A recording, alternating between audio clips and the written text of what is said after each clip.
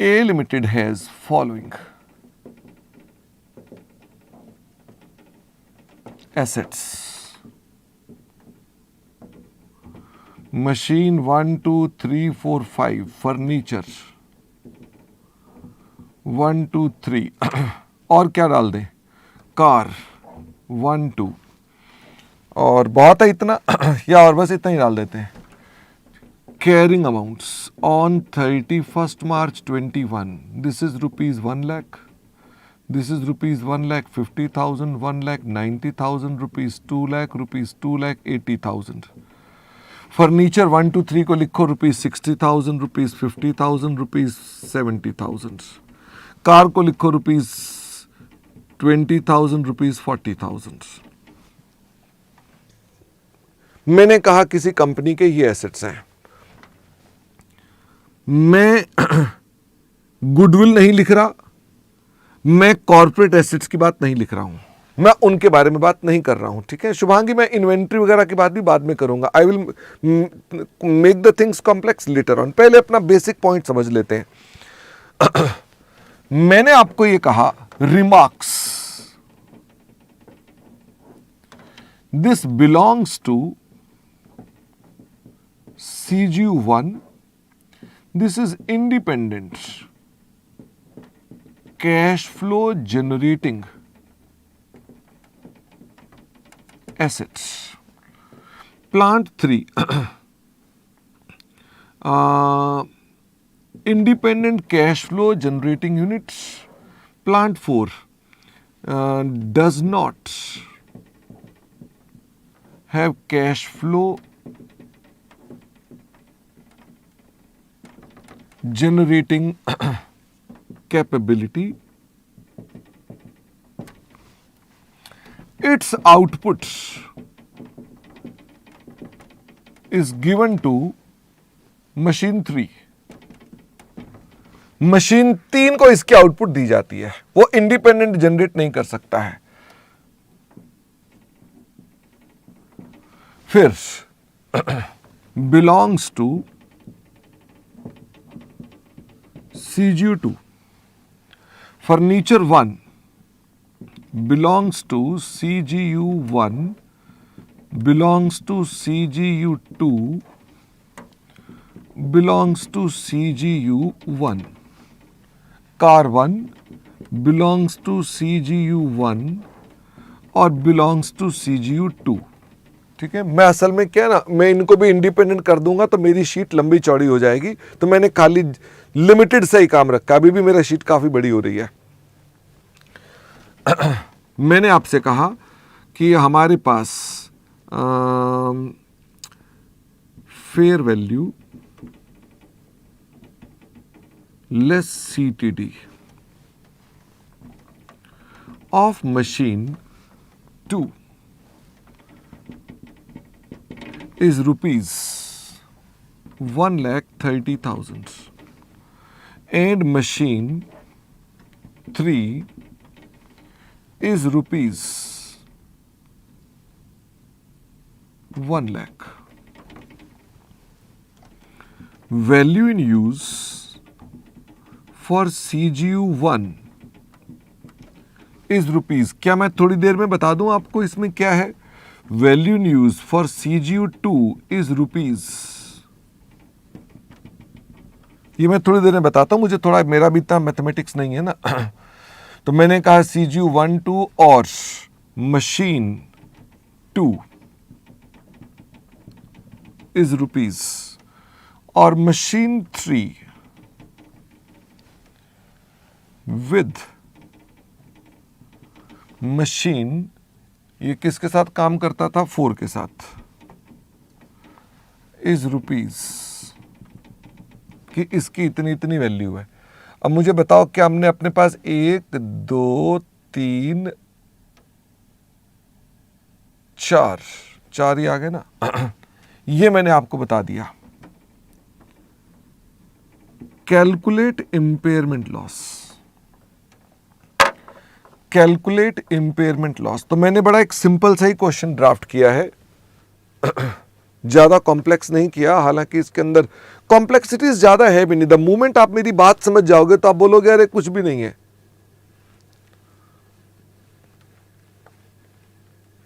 हाँ निहार, मुझे फटाफट से बताइए, आप क्वेश्चन लिख चुके हो तो मुझे फटाफट से बताएंगे, हम आपके साथ अब इसका सॉल्यूशन निकालना शुरू करेंगे। 2000 के पास क्या लिखा था? 2 लाख के पास क्या लिखा है? वो लिखा है does not have cash flow generating capability, its output is given to machine 3। ठीक है। बाकी में तो लिखा है किसको बिलोंग करता है। मुझे ये बताओ, किसी कंपनी में ये आपको इतने एसेट्स की मैंने डिटेल दी है, पहले बताओ क्या इसके अलावा भी बड़े सारे एसेट्स होते हैं? क्या इसके अलावा भी बड़े सारे एसेट्स होते हैं? The answer is yes. Few assets are out of scope and few assets I haven't started yet discussing. मेरा अभी भी कॉन्सेप्ट में किन बातों को मैंने गोल कर दिया? मैं कॉर्पोरेट एसेट्स यानी वो asset which can never generate cash flows independently, तथा इसमें गुडविल, 2 को मैंने अलग कर दिया। सारे इंटेंजिबल बोल रहा हूं कि सिर्फ गुडविल? मैंने कहा 2 को हम परे रख देते हैं, इनके बारे में अलग चर्चा करूंगा। ओके। इसके अलावा बाकियों की लिस्ट मैंने क्यों नहीं दी? बाकी एसेट्स के ऊपर इंपेयरमेंट का स्टैंडर्ड अप्लाई नहीं हो रहा। इस कंपनी में कोई इंपेयरमेंट के इंडिकेटर थे और कंपनी अपने सारे एसेट्स की चेकिंग कर रही है, कोई दिक्कत तो नहीं। The concept is clear. Company अपने सारे एसेट्स की चेकिंग कर रही है इंपेयरमेंट लॉस के लिए। आइए मेरे साथ साथ, अब मुझे ये बताओ, इसको देख करके पहले गिनती करके बताओ कि कितने सीजीयूज बनेंगे हमारे पास। फटाफट से बताओ कितने सीजीयूज बनेंगे। हम पहले उनको देखना स्टार्ट करते हैं कि इसमें कौन कौन से ग्रुप बनेंगे। तो क्या आपको दिखाई दे रहा है? एक CGU1 है,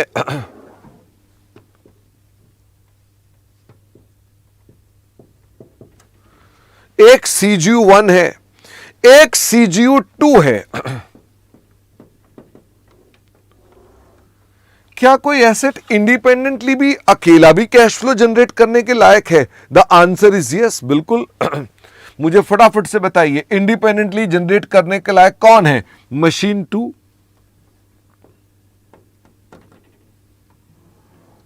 ये अकेला ही जनरेट कर सकता है। और बताइए, क्या मशीन 3 और 4 एक CGU3 नहीं हो गया? आराम से सोचो, क्या मशीन 3 और 4, क्योंकि वो अकेला एक तो प्रोड्यूस कर सकता है पर दूसरा उसको ही सर्विस दे रहा है, तो अल्टीमेटली दोनों जोड़ने पड़ जाएंगे, तो वो भी स्मॉलेस्ट ग्रुप बन गया। तो मुझे फटाफट से बताओ, how many groups do you have? You have 1 2 3 4। इसको भी अगर मैं CGU नाम दे दूं तो कोई गलत हो जाएगा। अगर मैं कह दूं ये भी CGU है तो क्या कोई गलत हो जाएगा? इकलौते एसेट को भी CGU बोलना गलत नहीं है। इसका मतलब डोंट से कि CGU मस्ट हैव एटलीस्ट 2, ऐसा मैंने कभी नहीं बोला। तो हमारे सवालों में इकलौती एसेट को भी वो CGU बोल रहे, तो घबराना मत कि हाँ हो सकता है, बोल सकते हो, कोई दिक्कत नहीं। कॉन्सेप्ट सेम है तो क्या फर्क पड़ता है। मुझे ये बताओ, मशीन 1 कहां जाएगी? मशीन 1 का कैरिंग अमाउंट कहां जाएगा? This is CA of machine 1। तो मशीन 1 गया CGU1 में। This is rupees how much? 1 lakh. Machine 2 कहां जाएगी? फटाफट से बताओ। मशीन 2 यहां पर आ गई, रुपीज 1,50,000, यानी वो एक अलग CGU है। I am allocating the assets. Machine 3, मुझे बताओ मशीन 3 190 की है। मशीन 3 कहां किसको बिलोंग करती है? ये इस वाले को बिलोंग करती है, machine 3, and this is rupees 190। And machine 4, मुझे फटाफट से बताओ मशीन 4 किसको बिलोंग करती है?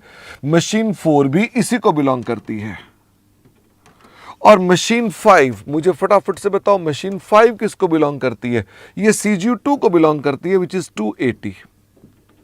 हालांकि आपको हैरानी तो ये हो रही होगी कि सर इसमें फर्क क्या पड़ गया?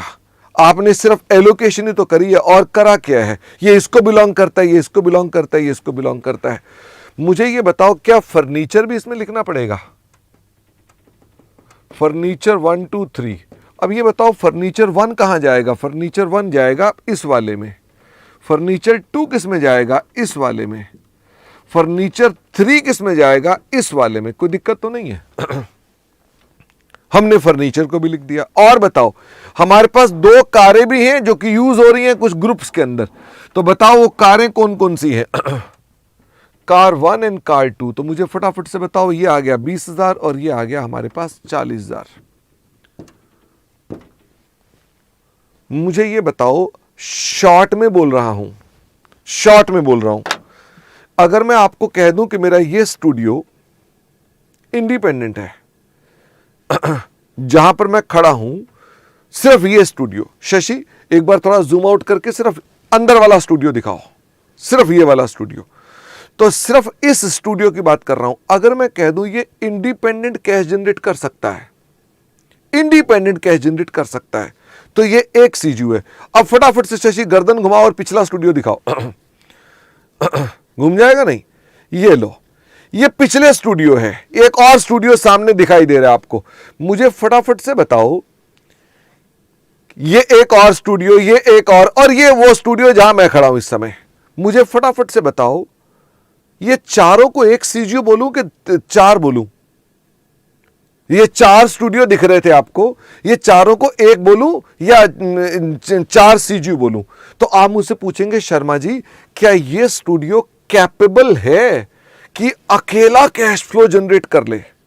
तो मैंने कहा नहीं, हम लोग क्या करते हैं, कभी मैं यहां से क्लास ले लेता हूं, कभी मैं वहां से क्लास ले लेता हूं। ऐसे ही वो वाले टीचर कभी वहां नहीं लेते तो यहां से ले लेते हैं, वो वाले वहां से नहीं लेते तो वहां से लेते हैं।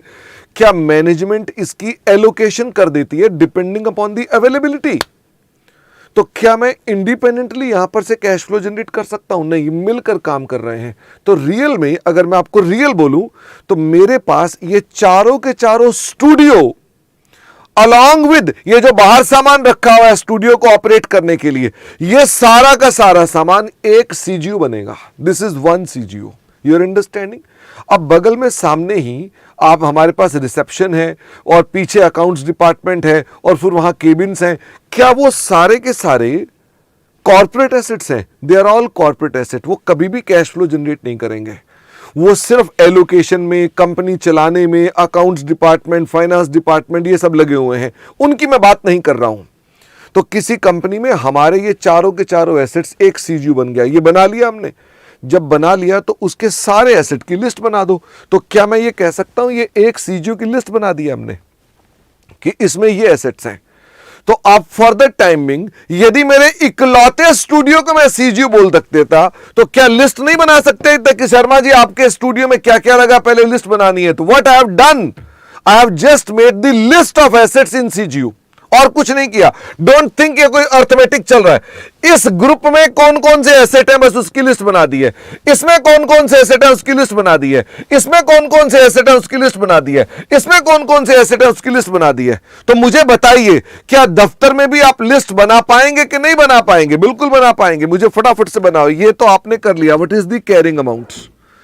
Please tell me what is the total carrying amount of this group of asset. तो ये 160, 70 प्लस 20 कितना हो गया? दिस इज 2,50,000 इसका टोटल। फटाफट से बताओ दूसरे वाले का टोटल क्या आ गया? 3,70,000। आखिरी वाले का टोटल ये आ गया 390। अब मुझे बताइए आरए कितना कितना है कि इसका आरए कितना कितना है। आइए अब इसका आरए ढूंढें। तो आरए के अंदर मैंने आपसे क्या कहा? मैंने आपसे कहा फेयर वैल्यू ऑफ मशीन।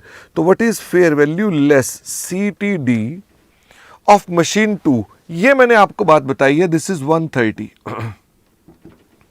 मैंने कहा ये वैल्यू कितनी है हमारे पास? 130। और मैंने आपसे कह दिया फेयर वैल्यू ऑफ मशीन 3। क्या आपको मैंने मशीन 3 जो कि इसमें था उसकी मैंने कंप्लीट डिटेल दी है? ये मैंने कंप्लीट डिटेल आपको दी ही नहीं है। मैंने आपको सिर्फ एक एसेट की डिटेल दे दी है। मैंने आपसे कह दिया कि ये वैल्यू 1 लाख रुपए की है, but it is not complete. Why it is not complete?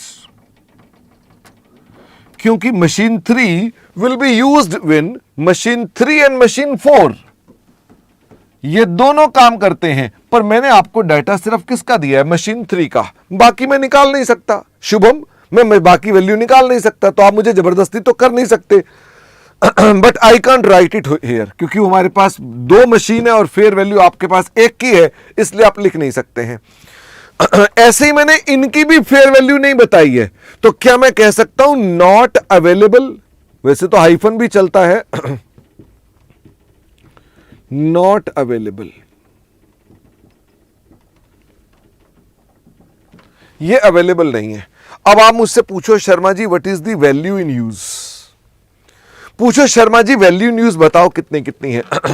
तो मैं आपको बता रहा हूं कि साहब इसकी वैल्यू इन यूज को आप कर दें 2 लाख रुपए, इसकी वैल्यू इन यूज को आप कर दें 3 लाख रुपए, इसकी वैल्यू इन यूज को आप कर दें 1 लाख रुपए, और इसकी वैल्यू इन यूज को कर दें रुपीज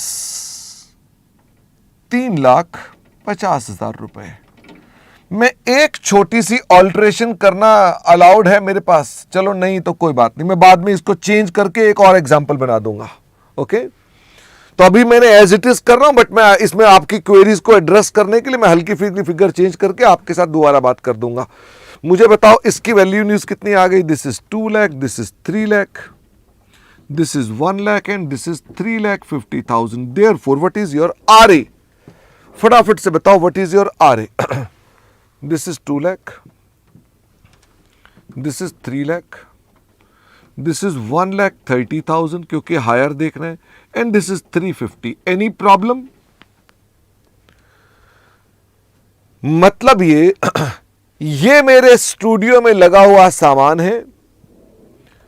अगर स्टूडियो के सामान को मैं इकट्ठा बेचूं एक साथ, या अलग अलग करके मैं डिटेल बता देता कि ये इतने का बिकेगा, इतने का बिकेगा, और उसका वैल्यू कर देता, तो बात बन जाती। मैंने आपको बताई नहीं। अगर बता देता कि ये स्टूडियो इतने का बिक जाएगा, तो वो क्या हो जाता? मैं क्या बोल रहा हूं? खाली विजुअलाइजर बोल रहा हूं कि स्टूडियो बोल रहा हूं कि ये स्टूडियो कितने का बिक जाएगा? तो ये स्टूडियो कितने का बिक जाएगा, studio has number of assets, उन सबका टोटल अमाउंट ये आ रहा है। और अगर मैं स्टूडियो को चलाऊंगा तो इंडिपेंडेंट कैश फ्लो जनरेट करने की कैपेबिलिटी कितनी है? 2 लाख रुपए ओवर दी 5 ईयर पीरियड, मुझे लगता है इतनी कैपेबिलिटी है। चल सकते हैं आगे। मुझे बताओ इंपेयरमेंट लॉस कितना है? अगर इसे A बोलूं, इसे B बोलूं, तो what is my impairment loss? A minus B। तो मेरा इंपेयरमेंट लॉस आ गया 50,000 रुपए, इसमें आ गया इंपेयरमेंट लॉस 70,000 रुपए, इसमें आ गया 20,000 रुपए, और इसमें आ गया 40,000 रुपए। अब सवाल उठता है कि ये इंपेयरमेंट लॉस तो मिल गया, बट इंपेयरमेंट लॉस किस एसेट का है?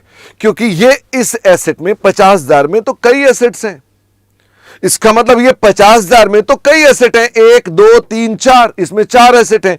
ये 70,000 में 3 एसेट्स हैं, इस 20,000 में इकलौता है। इसमें आपको प्रॉब्लम नहीं है। बताओ ये 20,000 का इंपेयरमेंट लॉस किसको बिलोंग करता है? एलोकेटेड टू,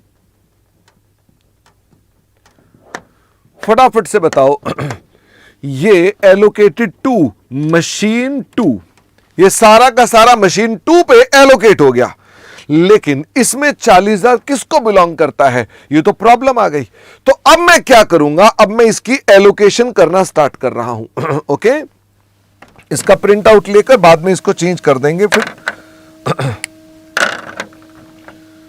तो अब हम इसके अंदर इनकी एलोकेशन करेंगे। अब एलोकेशन करते वक्त मुझे कुछ ध्यान रखना पड़ेगा। मैं बोल नहीं रहा हूं, पर फिर भी बोल रहा हूं। सबसे पहले इंपेयरमेंट लॉस एलोकेट किया जाता है गुडविल को। इसका मतलब यह पॉइंट बाद में आने वाला है, बट मैं आपको अभी ही पहले ही बता रहा हूं। सबसे पहला इंपेयरमेंट लॉस किसको एलोकेट होता है? सबसे बड़ा पापी कौन? अगर इंपेयरमेंट लॉस आएगा तो सबसे पहला पापी कौन? गुडविल। आपके स्कूल में जब कुछ भी खराब हो जाता था तो सबसे पहले मास्टर जी किसे बुलाते थे? आप ही को बुलाते थे। क्यों? क्योंकि उन्हें पता था कि यही कल्प्रिट होगा। हर जगह कुछ ना कुछ बदमाशी हो रही है तो यही इन्वॉल्व होगा। अगर मान लो क्लासरूम का शीशा टूट गया तो किसको बुलाते थे मास्टर जी? तुम्ही को बुलाते थे, इधर आओ जरा, शीशा क्यों तोड़ दिया? दो लगाते थे तो बोलते थे पहले तो तुम मना कर देते थे, फिर दो लगाने के बाद क्या बोलते थे, सर मैं फुटबॉल खेल रहा था गलती से लग गया। यही होता था, ऐसा ही है, अभी भी वैसा ही है। सबसे पहला पापी कौन? पहला पापी गुडविल। हम गुडविल के साथ ऐसा क्यों बोलते हैं? क्योंकि गुडविल की वैल्यू इन यूज, उसकी फेयर वैल्यू कभी भी रिलायबल नहीं होती है, वो कभी भी रिलायबल नहीं होती है। इसका मतलब मैं बोल दूं मेरी गुडविल 10 लाख है, इसकी वैल्यू कभी भी मार्केट, एक्टिव मार्केट होती नहीं है इसकी बाजार में कोई एक्टिव मार्केट तो है नहीं है, हेंस ये कभी रिलायबल नहीं होती है। तो क्या कॉन्सेप्ट इज लॉजिकल कि पहला दोष किसका होगा? गुडविल का होगा। बट मैंने अपनी चर्चा में सबसे पहले गुडविल को डाला ही नहीं। मैंने कहा मैं पहले ही हंगामा नहीं करना चाहता, तो मैंने अपने पास गुडविल सवाल में डाली ही नहीं हुई, बात खत्म। अब बारी आ गई, अब कौन होंगे? अब बाकी के बचे हुए ये एसेट्स होंगे। तो मैं इसी के नीचे लिख रहा हूं एलोकेटेड टू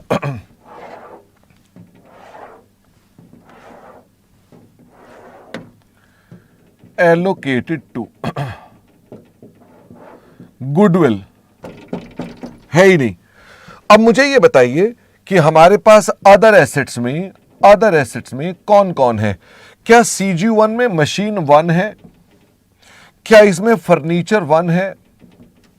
क्या इसमें फर्नीचर 3 है? क्या इसमें कार 1 है? फटाफट से बताओ। हां, इसमें कितने एसेट्स हैं? 4 एसेट्स हैं। मैं ये 50,000 का लॉस, ये 50,000 का लॉस इन चारों में एलोकेट कर दूंगा। ध्यान देना, अगर मान लो गुडविल होती तो सारा का सारा इंपेयरमेंट लॉस कौन उठा लेती? सारा का सारा इंपेयरमेंट लॉस कौन उठा लेती? गुडविल उठा लेती। वो है नहीं थी मेरे पास, तो मैंने कहा उसके बाद कौन है दोषी? उसके बाद है दोषी उसके एसेट्स, सारे के सारे एसेट्स। मुझे ये बताओ किस रेशियो में इनको दोषी ठहराएं? हमने कहा इनको इनकी बुक वैल्यू की रेशियो में, इधर दिखा दो, इनकी बुक वैल्यू की रेशियो में दोषी ठहराओ। मुझे फटाफट से बताओ कि इसकी बुक वैल्यू कितनी आ गई? 1 लाख बटा 2.5 लाख, 10 बटा 25, ये आ गई 6 बटा 25, ये आ गई 7 बटा 25। एग्जाम में आपको ऐसे मल्टीप्लाई करके दिखाना नहीं होता, मैं आपको ये इसलिए दिखा रहा हूं कि आपको पता चले कि हम कैसे कैलकुलेट कर रहे हैं। मुझे फटाफट से बताना ये कितने कितने इंपेयरमेंट लॉस निकलाई फॉर द मशीन 1। तो इसका इंपेयरमेंट लॉस फॉर मशीन 1 बताओ। ललित के यहां कुछ प्रॉब्लम चल रही है, लेकिन ललित हमारे यहां से कोई और दिक्कत तो नहीं है। तो मुझे मशीन 1 की वैल्यू बताइए, कितने का इंपेयरमेंट लॉस आ जाएगा? मनोज ने कहा 20,000। फर्नीचर का बताओ इंपेयरमेंट लॉस कितना आ गया?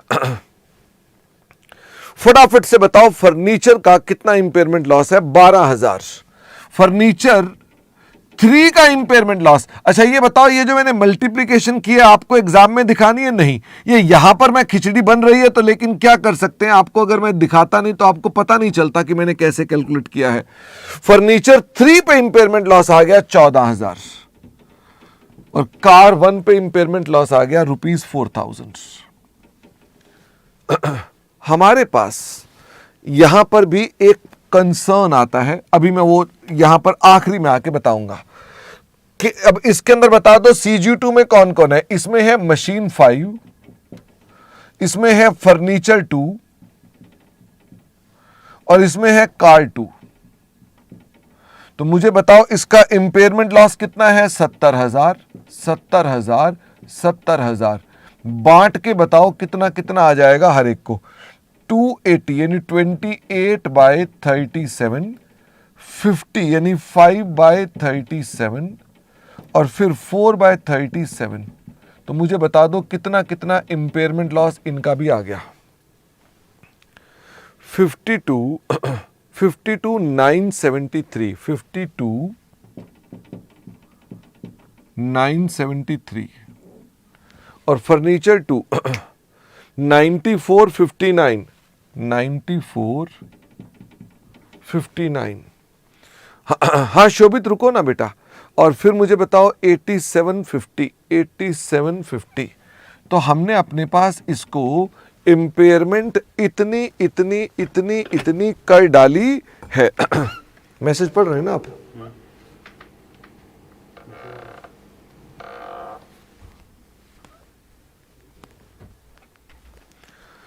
अच्छा, ये भी हमने अपने पास यहां तक की बात कर ली है।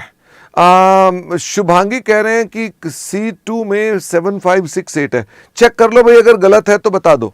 7568 C2 में 7568 तो हमने इतनी इतनी इंपेयरमेंट लॉस बता दिया। मुझे बताइए इस वाले में तो सारी की सारी मशीन 2 की है। मशीन 2 का इंपेयरमेंट लॉस कितना है? 20,000 पूरा का पूरा। और आखिरी वाले केस है, मुझे बताओ इसमें कितनी मशीनें हैं? इसमें है मशीन 3 और मशीन 4। मुझे बताओ मशीन 3 का इंपेयरमेंट लॉस कितना आएगा? मशीन 3 का इंपेयरमेंट लॉस आएगा 40,000 मल्टीप्लाइड बाय, इसकी रेशियो कितनी है? 19/39। 19/39। Please tell me what is the impairment loss? Machine 3 19,487 19,487 और मशीन 4 का भी मुझे बता दीजिए, फिर उसके बाद हम बात करते हैं। This is 20/39। तो मशीन 4 की वैल्यू कितनी आ गई? 20,513। 20,513। मुझे ये बताओ, मैं एक बात बोलना चाहता हूं जिसकी वजह से आपके मन में कुछ विचार आ भी सकते हैं। ये बताओ मशीन नंबर 3 की फेयर वैल्यू मैंने आपको बताई थी। मशीन नंबर 3 की मैंने फेयर वैल्यू बताई थी। गलती से भी ऐसा ना हो जाए कि आप जब यहां इंपेयर करें तो मशीन की फेयर वैल्यू से डाउन ना हो जाए। चेक करो इस पॉइंट को, अब चेक करो और मुझे बताओ आपका इसका कैरिंग अमाउंट कितना था? मशीन 3 का कैरिंग अमाउंट था 190। 190 में अगर तुम 19,487 190 में अगर तुम 19,487 की इंपेयरमेंट कर दोगे तो तुम्हारी मशीन का रिवाइज्ड कैरिंग अमाउंट कितना आ जाएगा? 170,513। मैं ये कह रहा हूं अगर ये 170,513 है तो आप ये ध्यान रखना कि आपका एसेट का कैरिंग अमाउंट कहीं पर भी ऐसा ना हो जाए कि उससे ज्यादा लोअर ना हो जाए। आप कहेंगे सर ऐसा हो जाए तो, मैंने कहा भी 2 मिनट में डिस्कस करता हूं। Please tell me the revised CA. मैं इस पॉइंट पर अभी दोबारा लौट कर आ रहा हूं, साथ में ही रिवाइज्ड सीए मुझे बताइए, रिवाइज्ड सीए कितना आएगा? क्या आप मुझे बता सकते हैं? मशीन 1 1 लाख में से 20,000 इंपेयर हो गई तो मशीन 1 की वैल्यू कितनी हो गई? 80,000। फर्नीचर 1 की वैल्यू कितनी हो गई? 60,000 minus 12,000 is equal to 48,000। Furniture 3 की वैल्यू कितनी हो गई? फर्नीचर 3 14,000 से कम करना है, इसकी वैल्यू आ गई 56,000। और कार 1 की वैल्यू कितनी हो गई? ये 20,000 थी, 4,000 कम हो गई 16,000। कोई प्रॉब्लम नहीं है, रिवाइज्ड कैरिंग अमाउंट निकाले हैं, हर एक का रिवाइज्ड कैरिंग अमाउंट आ गया। मुझे बताओ इसमें हमारे पास है मशीन 5। मशीन 5 का रिवाइज्ड कैरिंग अमाउंट कितना होगा? 280 minus 52,973। 280 minus 52,973। This is 227027। Furniture 2 की वैल्यू हो गई 9459। कम करना है आपने 50,000 में, 50,000 में 9459, तो इसकी वैल्यू आ गई 40,541।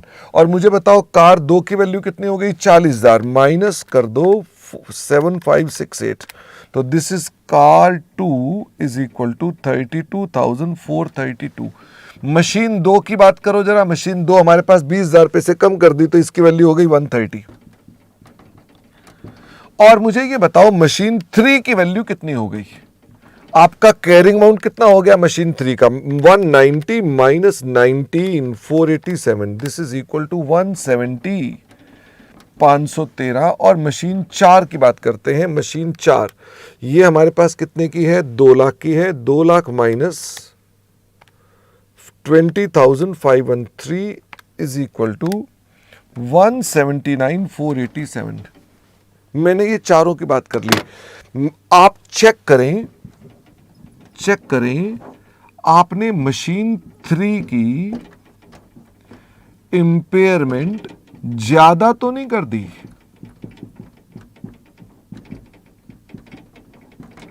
I mean to say, what is the fair value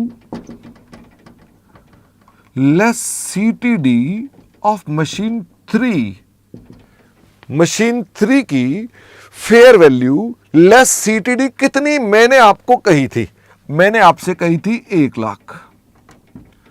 आपका रिवाइज्ड कैरिंग अमाउंट कितना है? रिवाइज्ड CA कितना है? रिवाइज CA है 170 513। तो this is okay, this is okay. ज्यादा इंपेयर ना कर दें कहीं, भाई आप ऐसा ना कहें फेयर वैल्यू से ज्यादा इंपेयर कर दें। अब आपके मन में सवाल उठेगा, सर अगर मान लो ऐसा होता कि फेयर वैल्यू की वैल्यू चेंज कर देते, क्या मैं चेंज करके दिखाऊं?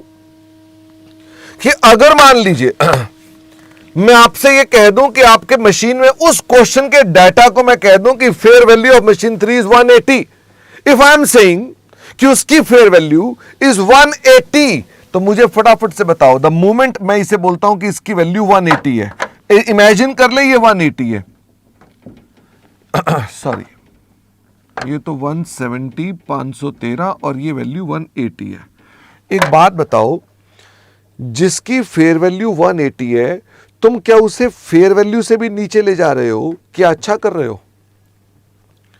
आप बोल रहे हो नहीं तो इंपेयर हो गया, तो आपको तो हायर वैल्यू लेनी होती थी। इफ यू रिमेंबर, आप बोलते थे कि हायर वैल्यू लूंगा मैं तो अपने एसेट में। अगर मान लो आपके एसेट की फेयर वैल्यू 180 है, तो क्या आप उसे इंपेयर करके 170 बना दोगे? The answer is no. इसका मतलब आपको ये अपनी तीसरी आंख फोकस करके रखनी है कि कहीं ऐसा ना हो जाए कि तुम इंपेयरमेंट प्रो राटा रेशियो में कर दो और जो दोषी नहीं है उसको भी पाप लग जाए। आप वो पाप सब पे एलोकेट नहीं कर सकते हो। इसका मतलब आप सब पर एलोकेट करो अगर आपको पता नहीं चल रहा है, लेकिन पता चल रहा है फिर कैसे कर सकते हो? शीशा टूट गया क्लास के अंदर, पता नहीं चल रहा फुटबॉल के अंदर कौन कौन बच्चे खेल रहे थे क्लास में फुटबॉल, तो मास्टर जी क्या करेंगे? फटाफट से बताओ, मास्टर जी क्या करेंगे? क्या वो शीशे का नुकसान क्लास के सभी बच्चों में डाल देंगे? बोलेंगे भैया ऐसा है 500 रुपए का शीशा है, 50 बच्चे हैं क्लास में, सब 10-10 रुपए निकाल दो। क्या सभी बच्चों को 10-10 रुपए देने पड़ेंगे? उनमें एक बच्चा हाथ खड़ा करता है, कह रहा है सर कल तो मैं आया ही नहीं था, मेरे को भी तुम 10 रुपए मांग रहे हो। कमाल, नहीं तुम्हें पता चल रहा कि इनमें से किसने इंपेयर किया हुआ है। कह रहा सर मैं तो कल ही नहीं आया था, चेक कर लीजिए मैं स्कूल में ही नहीं आया था, तुम मेरे पे भी 10 रुपए का लॉस। अब बताओ क्या करेगा मास्टर जी? क्या अब न्याय करेंगे कि नहीं करेंगे? आप इंपेयरमेंट लॉस इनमें डाल रहे हैं।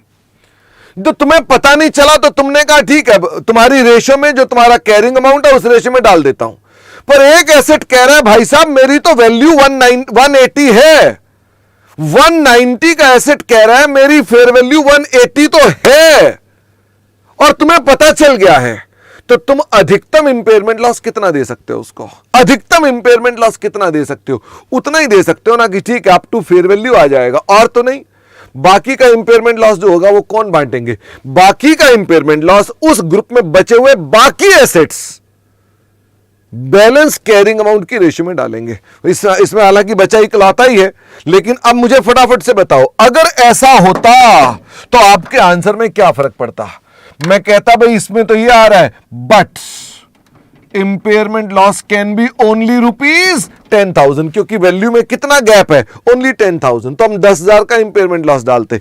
तो मुझे बताओ फिर मैं अपने पास जो बैलेंस इंपेयरमेंट लॉस आ जाता 30,000 रुपए का, वो किस में बांट देता? बाकियों में बांट देता, और बाकी में इकलौता एसेट है, तो क्या सारा का सारा 30,000 का इंपेयरमेंट लॉस मशीन 4 पे चला जाता? वो बाकी का बचा हुआ, बाकी इसमें मशीन 4 भी हो सकती थी, कुछ और भी हो सकता था, तो बाकी का बचा हुआ मैं अपने पास उनकी रेशियो में बांटता। क्योंकि उसके अंदर हमारे पास वो है नहीं है, तो बाकी का बचा हुआ सारा लॉस कौन उठाएगा? मशीन 4 उठाएगी। द मोमेंट ये मशीन 4 उठाएगी तो इसके मतलब आपके पास इसकी वैल्यूज क्या निकलाएंगी, फटाफट से बताओ अब इसकी वैल्यूज क्या निकलाएंगी। अगर मैं ये इमेजिन करा दूं तो this will be 180 and this will be in that case 30,000 down, this will be 170। और मुझे फटाफट से बताइए जैसे ये आ जाएंगे तो आपके पास ये वैल्यू भी कितनी हो जाएगी, रिवाइज कैरिंग अमाउंट कितना हो जाएगा 180 and 180 is okay, there is no problem. बच्चा कह रहा आपने गलत लिखा, 39 नहीं है, वो हमारा 20/20 है। ओके ये लो 20/20 है। अब ठीक है तो इसका मतलब हम अपने पास इस तरह से अपने सवाल को करते हैं। अभी आपके मन में कुछ और भी आ रहा है, हालांकि वो सब मैथमेटिकल आ रहा है। क्या आ रहा है आपके दिमाग में? कुछ mathematical queries, not conceptual, mathematical. ये अगर ऐसा हो जाए, ये अगर ऐसा हो जाए, तो मैं आपको सिर्फ उसका एक लाइन में जवाब देता हूं। जो आप सोच रहे हैं वो सब पॉसिबल ही नहीं है। जो आप सोच रहे हैं वो पॉसिबल नहीं है। जो आप एक मैथमेटिकल सिचुएशन बनाने का प्रयास कर रहे हैं कि ऐसा कर दो कि इसके अंदर भी ऐसा हो जाए, एक लिमिट तक आ रहा हो, इसमें भी लिमिट तक आ रहा हो, और कुछ है ही नहीं है, अब कहां जाएगा, ऐसा पॉसिबल नहीं है। क्योंकि ऐसी स्थिति में आपके सवाल के अंदर अगर इसकी भी अब हमारा फेयर वैल्यू ज्यादा है, इसकी भी फेयर वैल्यू ज्यादा है, तो आपने आरए में ही पहले उसको ठीक कर रखा होगा, तो इसलिए आपके पास वो सिचुएशन अराइज नहीं होगी। हालांकि ये क्वेरी का आंसर मैं आपको अगली क्लास में बता सकता हूं। तो अभी मैं आपको यहीं तक की चर्चा ही करवा रहा हूं आपको, और इसके अलावा बाकी की चर्चा आपके साथ हम और भी करेंगे। हाँ, मैं इसके अंदर आपको इसका एलएमएस, इनको एक बार ऐसा करना, बीच में कुछ बच्चों की क्लास ऑफ हो गई थी शशि, ये सवाल करते वक्त बीच में मैसेज आ रहे थे, तो